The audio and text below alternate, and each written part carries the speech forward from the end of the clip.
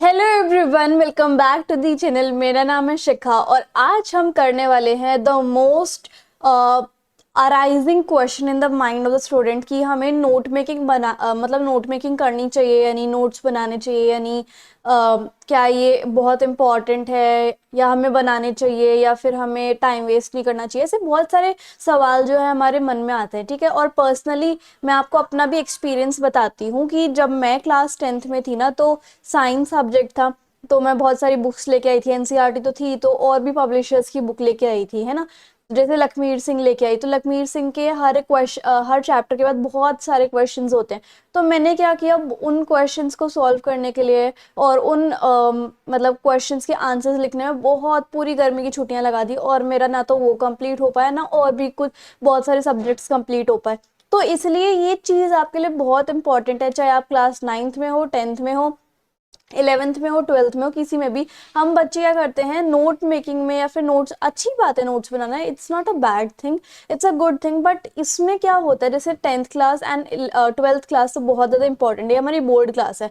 हमारे लिए एक एक दिन भी बहुत मैटर करता है क्योंकि प्रिपरेशंस करनी होती है। तो हमें अपना टाइम जो है ना बहुत सोच समझ के यूटिलाइज करना पड़ेगा। तो इसलिए मैं आपको अच्छी तरीके से गाइड करना चाहती हूँ कि नोट मेकिंग में हमें अपना टाइम लगाना चाहिए नहीं लगाना चाहिए। तो सबसे पहले तो क्लास 10th और 12th में सबसे ज़्यादा क्या मैटर करता है, तो सबसे ज़्यादा मैटर करता है आपकी NCERT. NCERT is just like your Bible, right. NCERT जो है वो आप कर लोगे, बेशक आपका नीट का एग्जाम हो तब भी सब लोग आपको एनसीईआरटी प्रेफर करेंगे। तो ये इतनी दमदार बुक है कि इसके आउट ऑफ द सिलेबस कुछ भी नहीं आता है। एनसीईआरटी इज मस्ट, है ना।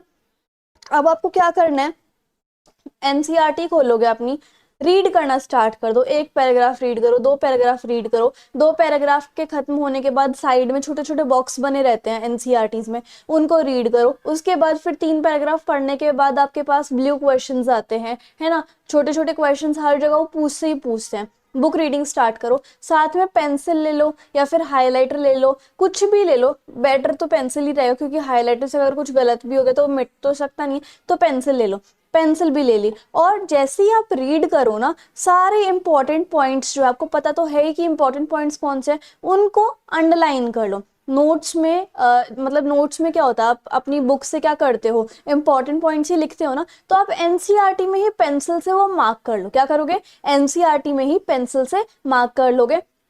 और फिर वहीं पर एक क्वेश्चन भी फ्रेम कर लो कि जो आपने मार्क किया है वो मार्क का क्या क्वेश्चन हो सकता है, ठीक है। जैसे मैंने मार्क किया क्लास 10th की ज्योग्राफी की बुक में कि the main sources of water are this this this in this, है ना। या फिर the different type of rain water harvesting methods in different type of Indian states are this this this this. तो ये मैंने mark कर लिया। अब इसका मैं क्वेश्चन क्या लिखूंगी कि mention the rain harvesting system of Tamil Nadu, इस तरीके से, ऑफ केरला, इस तरीके से। तो मैं वहीं पर क्वेश्चन लिख दूंगी और इंपॉर्टेंट पॉइंट्स जितने भी है, चाहे 100 हैं, वो सब के सब मैं अंडरलाइन कर लूंगी, है ना। इससे क्या होगा, मेरी बुक रीडिंग भी होगी, मेरे नोट्स भी साथ के साथ अंडरलाइन हो रहे हैं, मेरे एक्स्ट्रा क्वेश्चंस भी वहाँ पे फॉर्म हो रहे हैं और मुझे याद भी अपने आप होता चला जाएगा। तो इसके इतने सारे फायदे हैं, आपको नोट्स बनाने की यहाँ पर नीड ही नहीं होगी क्योंकि आप क्या करते हो, बुक खोलते हो, बुक में से इंपॉर्टेंट पॉइंट्स आप उतार के नोट्स में लिखते हो, तो आप वहीं पर मार्क कर लो पेंसिल से। आपका टाइम भी बचेगा और आपके इतने सारे काम तभी हो जाएंगे, ठीक है। एनसीईआरटी योर बाइबल समझ में आ गया, एनसीईआरटी की बुक खोल के क्या करना है समझ में आ गया। अब यहाँ पे हमें साथ के साथ रीडिंग करनी है। रीड करोगे, सबसे पहला काम रीड करोगे, उसके साथ साथ इंपॉर्टेंट पॉइंट्स मार्क करोगे, फिर उसी में क्वेश्चन बना दो कि ये जो मैंने मार्क किया इसका क्या क्वेश्चन बन सकता है, वो मैं मार्क करूंगी, है ना। और इस तरीके से आप नोट्स भी बना लोगे। अब आते हैं, जैसे 2-3 पैराग्राफ के बाद एनसीईआरटी आपसे ब्लू क्वेश्चंस पूछता ही पूछता है या फिर कोई और टाइप का क्वेश्चन पूछता ही है कि बताओ वर्ल्ड एनवायरनमेंट डे कब सेलिब्रेट होता है। तो वहीं पर आप जो आपने रीड किया है अभी तक, वहीं पर आप उन ब्लू क्वेश्चंस के आंसर को मार्क कर लो एनसीईआरटी में कि इसका आंसर वहां है। और जहां पर वो क्वेश्चन लिखे हो उसमें मार्क कर दो कि ये पेज नंबर 5 पे सेकेंड पैरा पे है इसका आंसर, ये पेज नंबर 6 पे थर्ड पैरा पे है इसका आंसर, वहीं पर साथ के साथ मार्क कर दो। आपको ना इतनी सी भी दिक्कत नहीं लगेगी, ना तो याद करने में, ना आपको कोई भी प्रेशर फील नहीं होगा अगर आप ये वाली टेक्निक फॉलो करते हो तो, ठीक है। मार्क कर लो, ब्लू क्वेश्चन साथ के साथ सॉल्व कर लो। और बस 15-20 मिनट भी हर एक सब्जेक्ट को दोगे ना ऐसे ऐसे, तो आपके सारे सब्जेक्ट साइड बाय साइड याद होते रहेंगे, ठीक है। उसके बाद हम बात करेंगे along with that solve and mark NCERT question. मान लो आपने सारा चैप्टर रीड कर लिया, अब एनसीईआरटी क्वेश्चन बुक एक्सरसाइज भी तो रह गई है ना, तो वो सारे भी आप बुक में ही मार्क कर लो जो भी है। आपकी जो टीचर्स होंगी वो भी आपको एनसीईआरटी के क्वेश्चन, जो एनसीईआरटी के क्वेश्चंस होते हैं उनके आंसर्स एनसीईआरटी में से ही लिखवाएंगी सारी की सारी टीचर्स, ठीक है।